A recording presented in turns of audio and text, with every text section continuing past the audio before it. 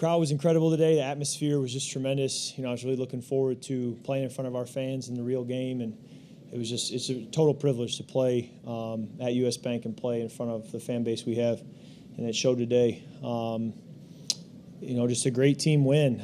You can point to so many phases of football today that made a difference. Our defense got a turnover going into half, turnover coming out of the half, and just a tremendous effort by so many people. Great to see some success running the football. Great to spread the ball around to a lot of different people in the pass game, and had success doing a few different things. Thought our coaches put together a great plan and put us in a position to be successful, which is tremendous. And a couple big fourth down stops by our defense as well that made a big difference. So just a lot of people playing together, and it's encouraging to have a win like that at home to start the season. Kirk, what did you see on that first touchdown to JJ? Because, we've been talking about you letting it rip, and you had a chance to do that there. He's pretty open, so it was just good design, and, we were able to get him open there in the flat, and then, made for a great first touchdown. Good to start fast. I think that was important. Having not played in the preseason, it was important to get out and start fast and get our home crowd involved, and we're really pleased with the way we started. Surprised at how open he was many times? I will be a little surprised, whenever he has a game at that magnitude, not because of him, but, you expect him to get taken away a little bit, and he will at times, but our coaches are trying to find ways to still keep him, involved, and we were able to do that today, and, and so it's going to be kind of a conversation we had a lot last season, and we'll have this season each week of, how does he get defended. You touched upon it, Kirk. What was the key, you guys not playing in the preseason but coming out so fluidly in the first half there? No secret. No certain formula, just, letting our coaches have a good plan to start the game, put us in position to be successful, and then, just executing. The plays are running together right now. I can't remember if we converted third downs or just had productive runs or how we even got down there. It's all running together. But I just know we started fast, and that helps at home, week one to get your crowd going. On the first drive, going for it on fourth down there towards the red zone, I think it's 4th and 1. What message does that send to players, or what message do players get from the fact that it was going for it rather than kicking the field goal? I don't think there's a message being sent. I think it's just trying to make the best football decision to win the game based on what you're calling and what you think the matchups will be, and try to make a very calculated decision. Coach said he loved that call so much he didn't even bother with challenging the spot on Adams' play before. Did you love it as much when you're putting it in? It's been a successful play for us in practice. You never know what practice will do in the game, but it had worked for us in practice, and it worked for us today.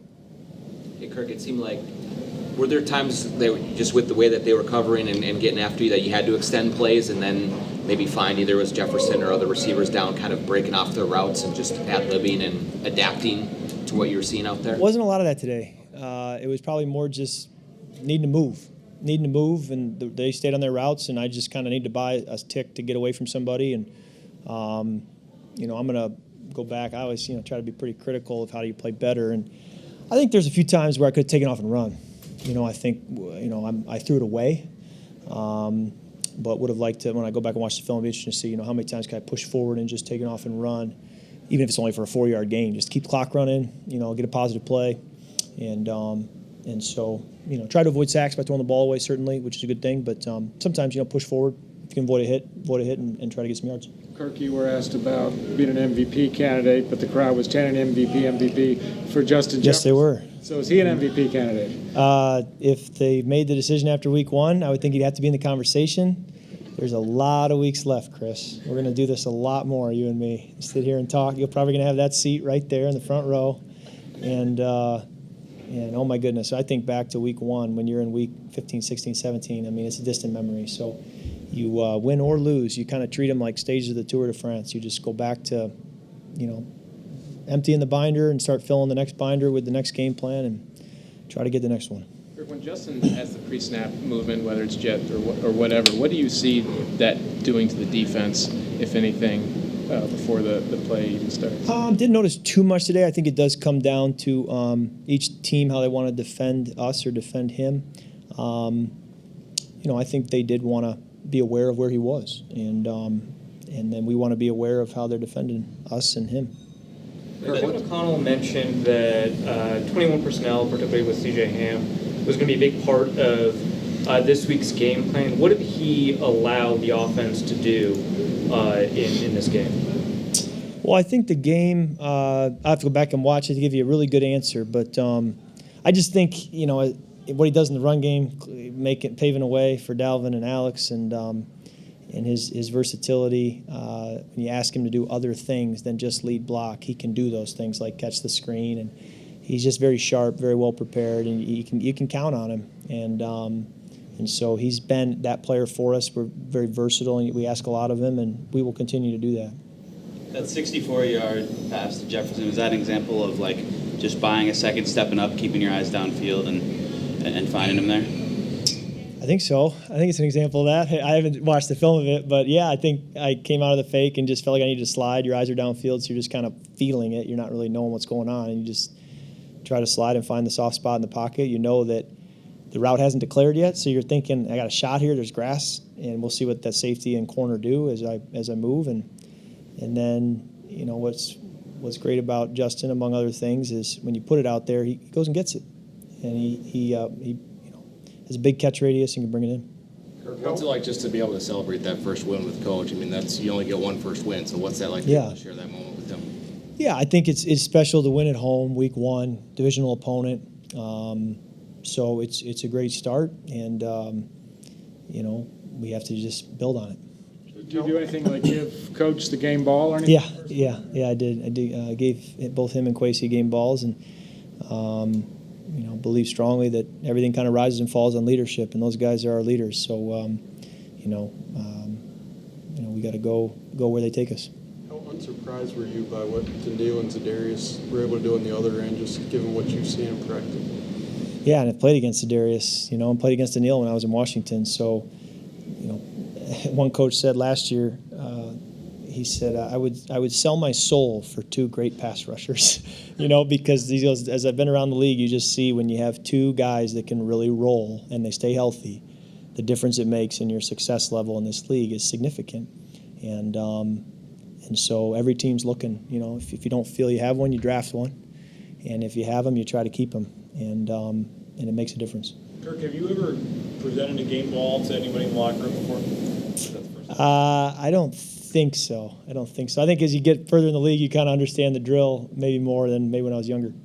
So what made you decide to take the initiative to go do that today? I don't know who brought it up to me. Somebody on the sideline brought it up to me. So I went over to Mr. Wilf, Ziggy, and just said, hey, are you good if I present it to him? And he said, yep. He said, they had the footballs ready and everything. And I said, this isn't your first rodeo. You're on top of it. So, they were there as well. Do you feel like you learned anything about Kevin today as a play caller, whether it be play sequencing, tempo, or anything? Yeah, I think having not played in the preseason, it was sort of an unknown for me of how is this going to flow. We did try to simulate it 2 separate occasions with a scrimmage here in the stadium a month ago. And then we did a scrimmage at the practice facility and tried to simulate that the best we could. And I think that the simulation worked based on how today felt, didn't feel foreign. But in the noise next week, that adds another element. Kirk, there's a moment in the first half, I think you're on the bench with JJ and just patting him on the back after a big play. Is that just kind of recognizing you two that things are clicking the way that you wanted? Or what? I just wanted to affirm him on, what he's done since 2020. Among other things, there's a specific trait that I think is special, and that's the ability to finish plays. I don't know if you remember, he caught what I call a hang route against the Titans week 3 in 2020. And he's got 2 guys still there to make the tackle, and he runs by both of them and scores a touchdown. Might have been his first touchdown of his career. And he made the point after that. We said, JJ, a lot of guys get tackled on the 6, and we're now running out our red zone plays and hoping and praying we get in, but manage to kick a field goal. So just finish it there and don't leave it up for debate. Is big time. And I just said, once again, JJ, on that play today, a lot of guys go out at the 3 or get to the 1. So the fact that you got in and got a 6, and we don't have to mess around with, bringing out the goal line offense or whatever it may be, I said, that's elite. And it makes a difference for our team in winning football games, that we're scoring touchdowns and not kicking field goals. And so I said, just want to affirm that. And that's one of the things that makes you a great football player.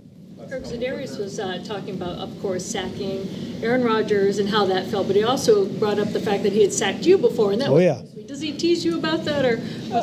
Yeah, I mean, he always gave us fits. I remember the Monday night game, 2019. He gave us fits, and so it's different for me, but fun to have him in purple and on our team. So he doesn't razz you about it? He hasn't been trash talking too much, you know. He's had the division titles the last few years, so you know he does have bragging rights. But great to have him on our side. Kirk, week 1, you guys are 1-0. At times you guys look really, really good. Does that kind of give you kind of prove what the ceiling of this team can be this year? You know, it's where you want to be after the week 1. It's a good start. Just have to build on it and keep stacking them up and understand that you know they're each their own entity, and so we just got to keep going.